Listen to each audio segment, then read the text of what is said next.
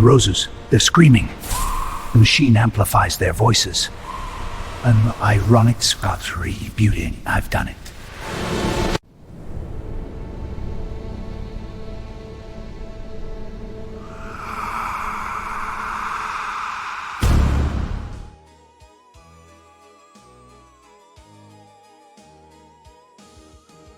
Good evening, listeners of The Unheard, and welcome to Series 2 as Episode 8 of Hitchcock's Tales That Terrified, Shadows from the Master on SL Tonight. Live here again at WJUL Radio and Lounge. We're blending the adaptations with stories that resonated with him, tuning the master's curated frequencies. From Charming Deceptions, we amplify The Sound Machine by Roald Dahl, a 1949 speculative chiller from the anthology. Faulkner, an eccentric inventor, builds a device to detect ultrasonic sound. Discovering plants emit agonizing screams when cut or harmed. An obsession grows. He confronts the pain in nature in ironic and horrifying ways. Dahl's blend of science and dark whimsy echoes Hitchcock's sinister, everyday twists. Hitchcock adapted Dahl on TV, like Lamb to the Slaughter, 1958 episode, tying to this tale's ordinary objects turning deadly. Tune in. The story resonates.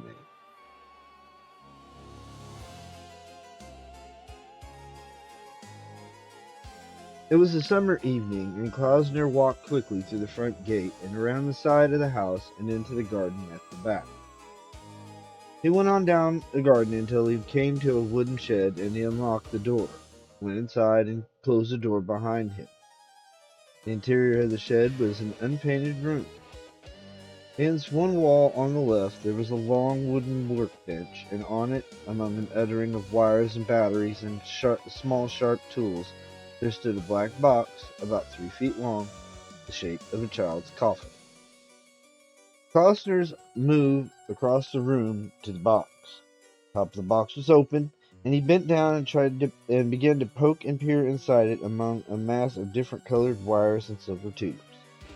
He picked up a piece of paper that lay beside the box, studied it carefully, put it down, peered inside the box, and started running his fingers along the wires, tugging gently at them to test the connections, glancing back at the paper, then into the box, then at the paper again, checking each wire. He did this for perhaps an hour. Then he put a hand around to the front of the box where there were 3 dials, and he began to twiddle them, watching at the same time the movement of the mechanism inside the box. All the while he kept speaking softly to himself, nodding his head, smiling sometimes, his hands always moving, fingers moving swiftly, deftly, inside the box. His mouth twisting in curious shapes when a thing was delicate or difficult to do, speaking to himself, saying, "Yes, yes, and now this one. Yes. Yes. Is this right? Is it? Where's my diagram? Oh, yes. Of course. Yes, yes. That's right. And now, good. Yes. Yes, yes, yes, yes.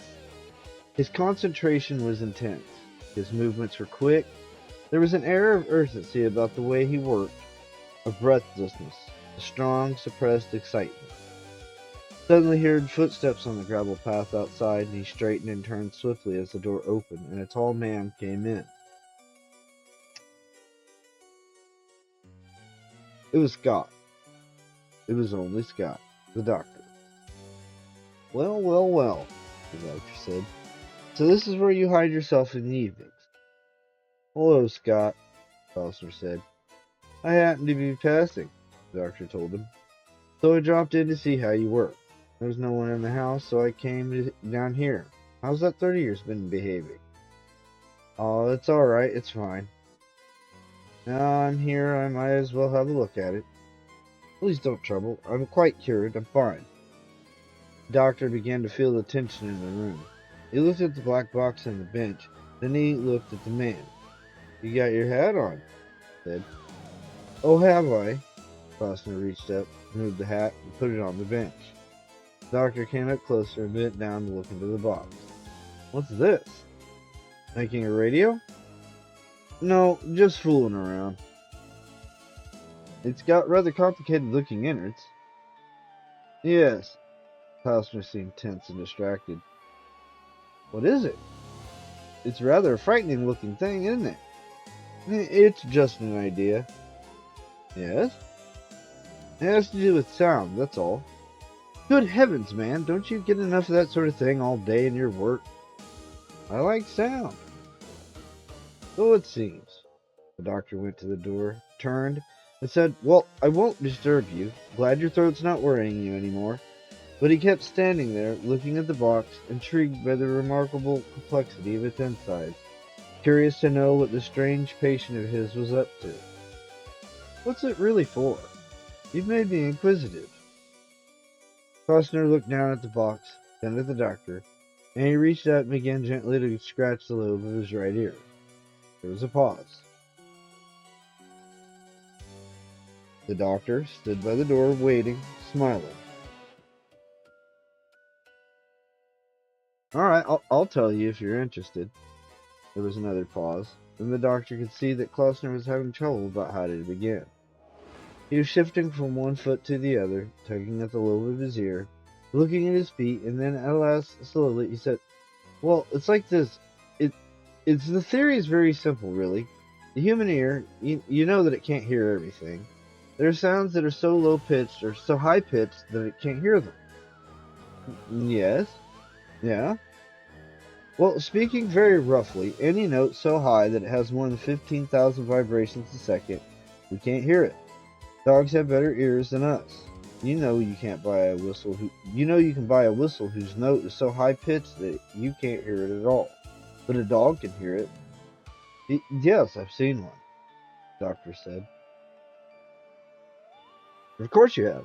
And up the scale, higher than the note of that whistle, there's another note. A vibration, if you like. But I prefer to think of it as a note. You can't hear that one either. And above that is another and another rising up, right up the scale, forever and ever, an endless succession of notes. An infinity of notes. There is a note, if only our ears could hear it, so high that it vibrates 1,000,000 times a second, and another 1,000,000 times as high as that, and on and on and on, higher and higher as far as numbers go, which is infinity, eternity, beyond the stars.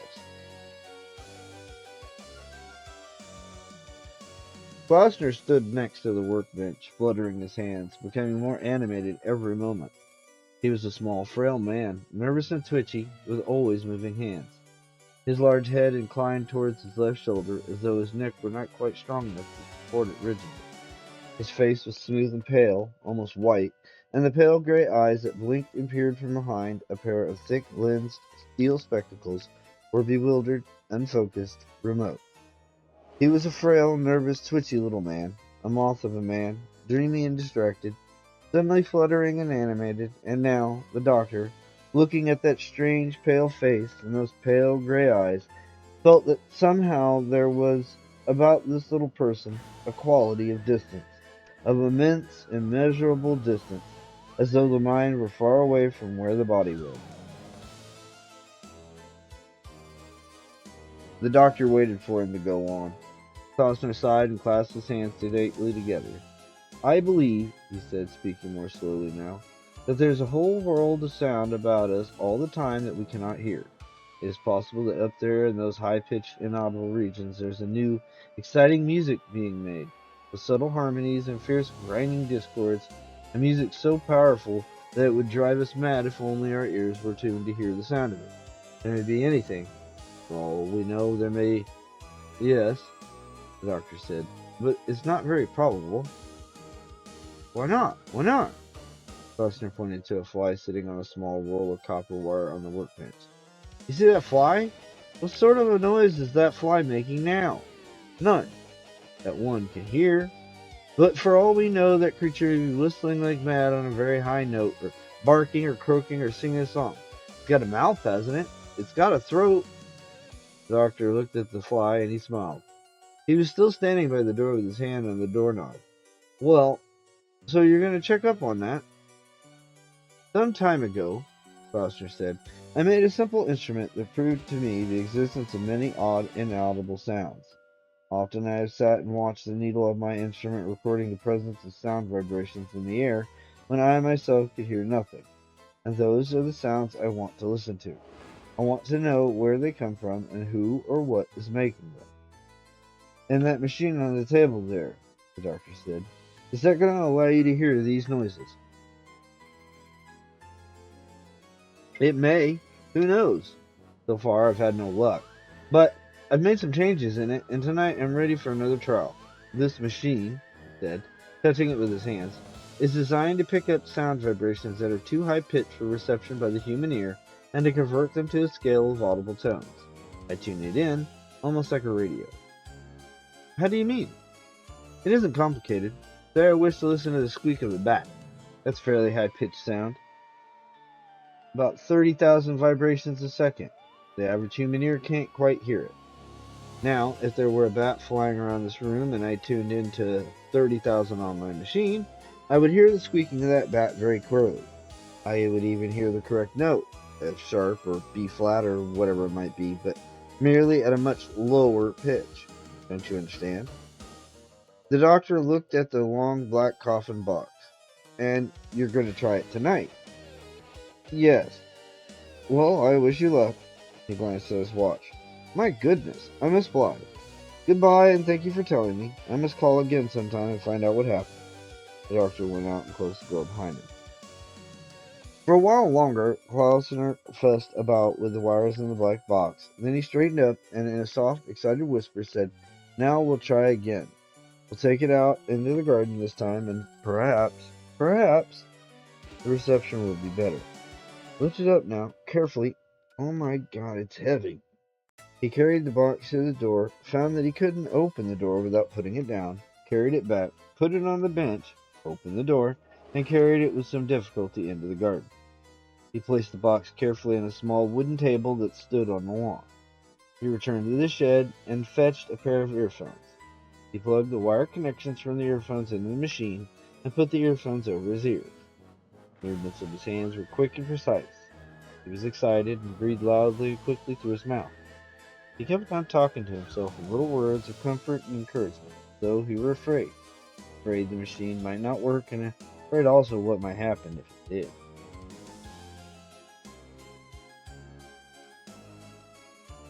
He stood there in the garden beside the wooden table, so pale, small, and thin that he looked like an ancient, consumptive, bespectacled child. The sun had gone down. There was no wind, no sound at all. From where he stood, he could see over a low fence into the next garden, and there was a woman walking down the garden with a flower basket on her arm.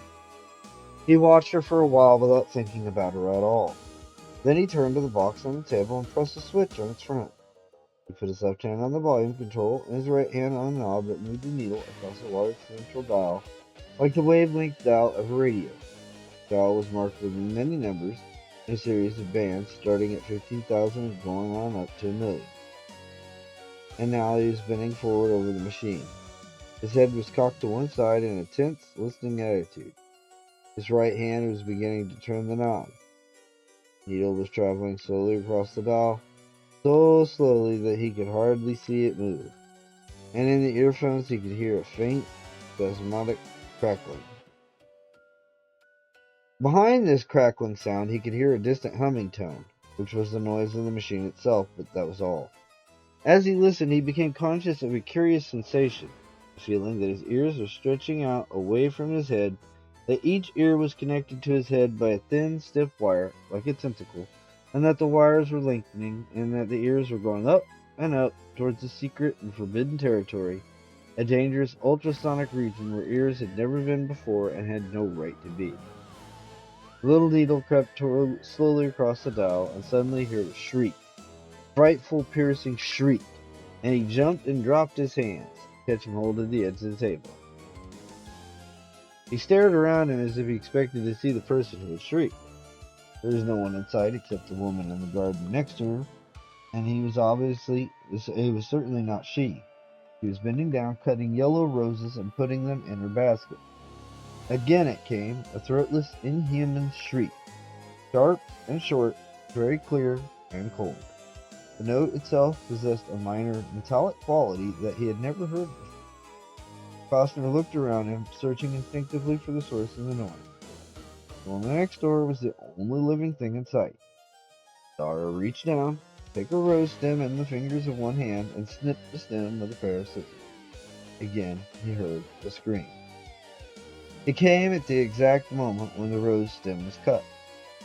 At this point, the woman straightened up, put the scissors in the basket with the roses, and turned to walk away. "Miss Saunders!" Foster shouted, and his voice was high and shrill with excitement. "Oh, Miss Saunders!" The woman looked around, and she saw her neighbor standing on his lawn.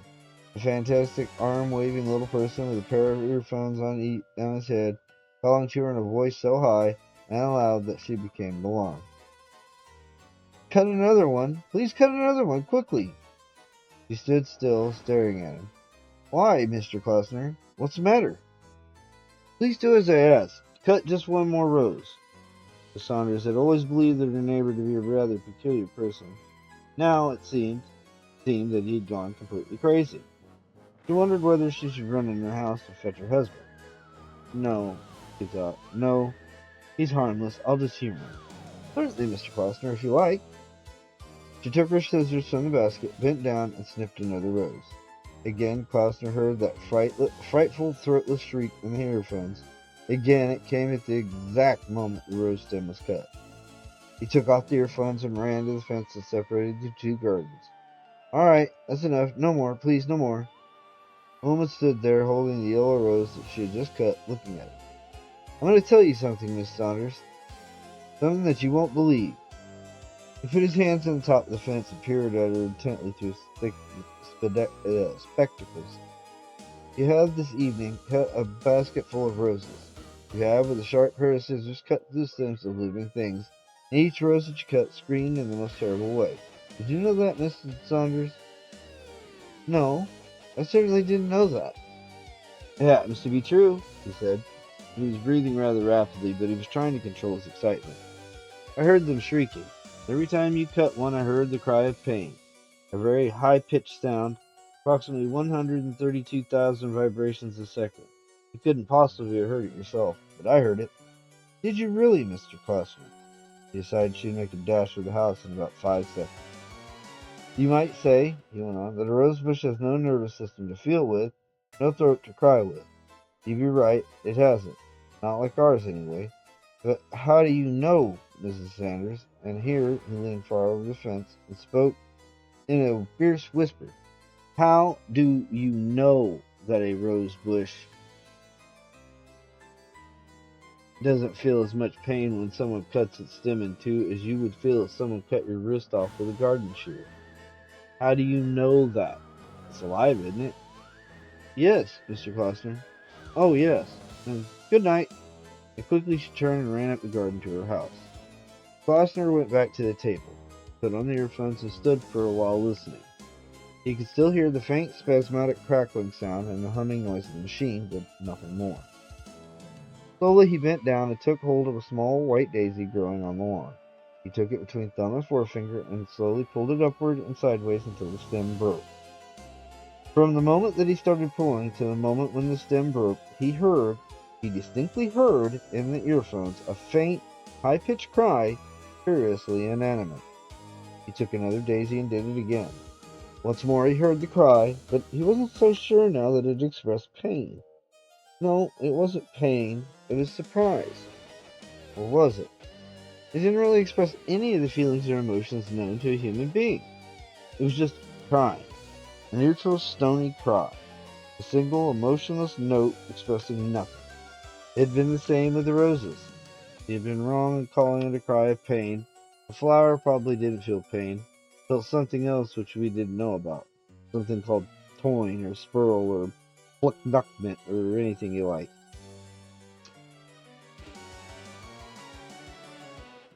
He stood up and removed the earphones. It was getting dark, and he could see the pricks of light shining in the windows of the houses all around him.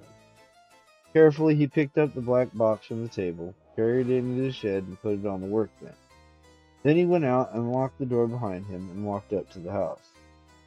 The next morning, Klausner was up as soon as it was light. He dressed and went straight to the shed. He picked the machine up, carried it outside, clasping it to his chest with both hands, walking unsteadily under its weight. He went past the house, out to the front gate, and across the road to the park. There he paused and looked around him. Stared. He went on until he came to a large tree, a beech tree, and placed the machine on the ground, close to the trunk of the tree. Quickly he went back to the house and got an axe from the coal cellar and carried it across the road into the park. He put the axe on the ground beside the tree.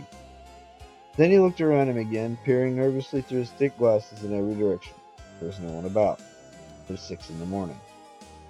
He put the earphones on his head and switched on the machine. He listened for a moment to the faint, familiar humming sound. Then he picked up the axe, took a stance with his legs wide apart, and swung the axe as hard as he could at the base of the tree trunk.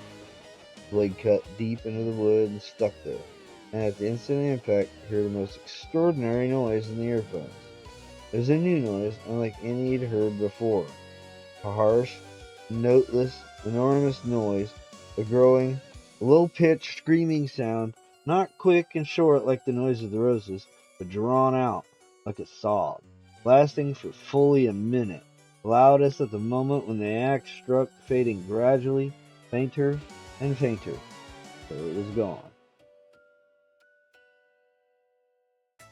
Klausner stared in horror at the place where the blade of the axe had sunk into the wood flesh of the tree.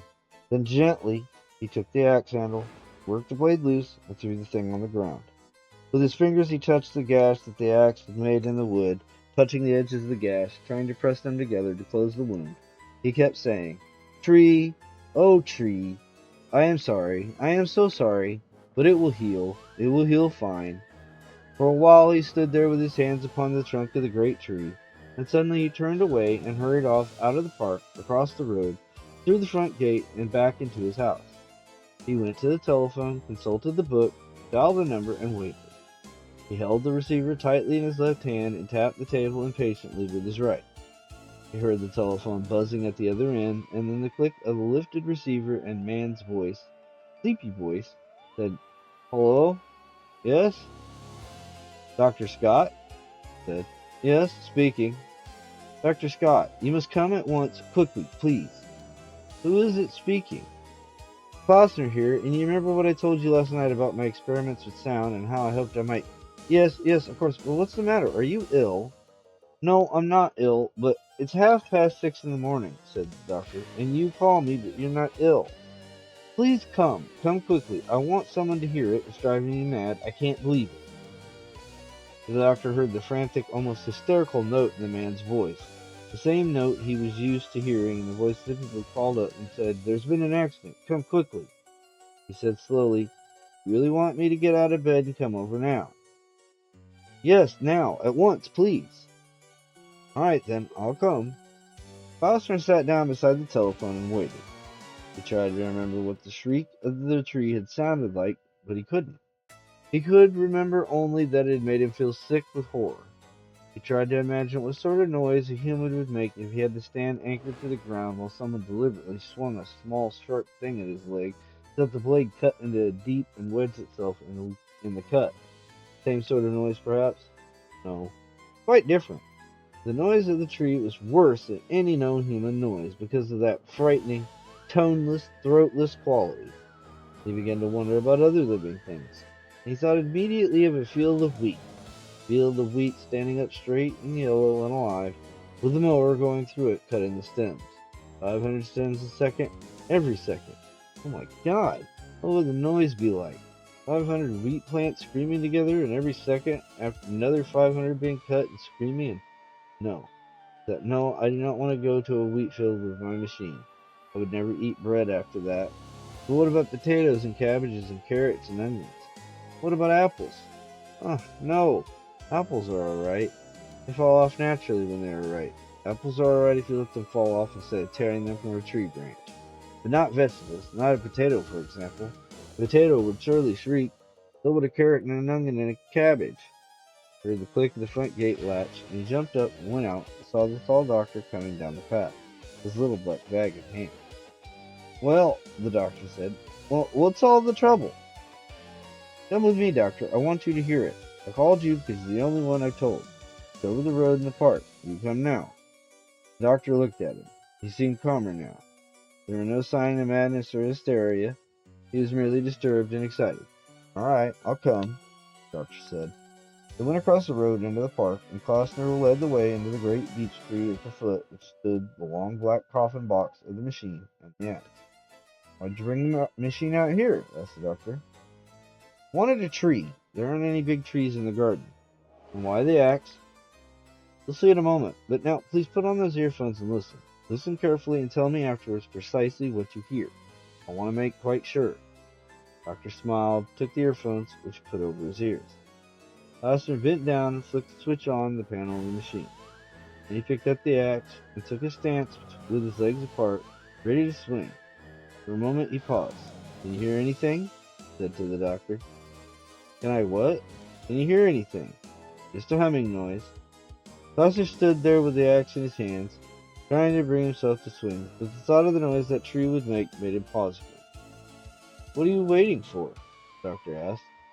Nothing, Klausner answered, and then he lifted the axe and swung it at the tree. And as he swung, he could swear he felt a movement of the ground on which he stood. He felt a slight shifting of the earth beneath his feet, as though the roots of the tree were moving underneath the soil, but it was too late to check the blow, and the axe blade struck the tree and wedged deep into the wood.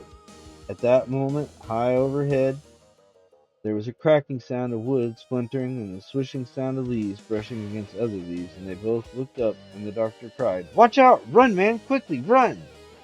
The doctor gripped off the earphones and was running away fast, but Klausner stood spellbound, staring up at the great branch, 60 feet long at least, that was bending slowly downward, breaking and crackling and splintering at its thickest point, just where it joined the main trunk of the tree. The branch came down, Klausner leapt just in time, fell upon the machine, and smashed it into pieces. Great heavens! Shouted the doctor as he came running back. That was a near one. I thought it had got you. Klausner was staring at the tree. His large head was leaning to one side, and upon his smooth white face there was a tense, horrified expression. Slowly he walked up to the tree, and gently he pried the braid loose from the trunk. Did you hear it? He said, turning to the doctor. His voice was barely audible. The doctor was still out of breath from the running and the excitement. Hear what? In the earphones. Did you hear anything when the axe struck? The doctor began to rub the back of his neck. Well, as a matter of fact, he paused and frowned a bit at his lowered lip. No, I'm not sure. I couldn't be sure. I don't suppose I had the earphones on for more than a second after the axe struck. Yes, but what did you hear? I don't know. I don't know what I heard. Probably the noise of the branch breaking. He was speaking rapidly, rather irritably. What did it sound like? Klausner leaned forward slightly, staring hard at the doctor. Exactly what did it sound like? Oh, hell! I really don't know. I was more interested in getting out of the way. Let's leave it. Dr. Scott, what did it sound like? For God's sakes, how could I tell? What with half the tree falling on me and having to run for my life? The doctor certainly seemed nervous. Klausner had sensed it now. He stood quite still, staring at the doctor, and for fully half a minute he didn't speak. The doctor moved his feet, shrugged his shoulders, and half turned to go. Well, we'd better get back. Look, said the little man, and now his smooth white face became suddenly suffused with color. Look, you stitch this up. Pointed to the last gash the axe had made in the tree trunk. You stitch this up quickly. Don't be silly, the doctor said. You do as I say, stitch it up. Klausner was gripping the axe handle, and he spoke softly, in a curious, almost threatening tone. Don't be silly. I can't stitch through wood. Come on, let's get back. So you can't stitch through wood? No, of course not. Have you got any iodine in your bag? Yes, of course. Then paint the cut with iodine. It'll sting, but that can't be helped. Now look, the doctor said, and again he turned as if to go. Let's not be ridiculous. Let's get back to the house and then paint the cut with iodine. The doctor hesitated. He saw Klausner's hands tighten on the handle of the axe. He decided that his only alternative was to run away fast, and he certainly wasn't going to do that. Alright, I'll paint it with iodine. He had his black bag, which was lying on the grass about 10 yards away, opened it and took out a bottle of iodine and some cotton wool. He went up to the tree trunk and uncorked the bottle, tipped some of the iodine onto the cotton wool, bent down and began to dab it into the cut. Kept one eye on Klausner, who was standing motionless with the axe in his hand, watching the doctor. Make sure you get it right in. Yes, the doctor said. Now do the other one, the one just above it. The doctor did as he was told. There you are, he said. It's done. Straightened up, surveyed his work in a very serious manner. That should do nicely. Klausner came closer and gravely examined the two wounds. Yes, he said, nodding his huge head slowly up and down. Yes. That'll do nicely. He stepped back a pace. You come and look at him tomorrow? Oh, yes, of course. Put some more iodine on? If necessary, yes. Thank you, Doctor, Klausner said, and he nodded his head again, and he dropped the axe, and all at once he smiled, a wild, excited smile, and quickly the doctor went over to him, and gently he took him by the arm, and he said, Come on, we must go now. And suddenly they were walking away, the two of them, walking silently, rather hurriedly, across the park, over the road, back to the house.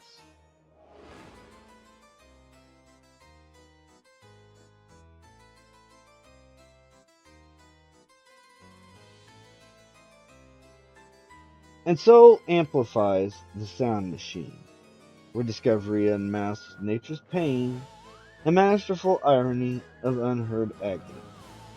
As Klausner's obsession consumes, it reflects Hitchcock's craft of ordinary horrors. Dahl's TV adaptations expanded anthology. Next up, The Cocoon by John B. L. Goodwin. Thank you for joining me here at WJUL Radio and Lounge. And thank you very much, Danny, for allowing me to host here. By all means, make sure, role players, you can check this place out. It's a great little radio setup. And listen closely. Good night.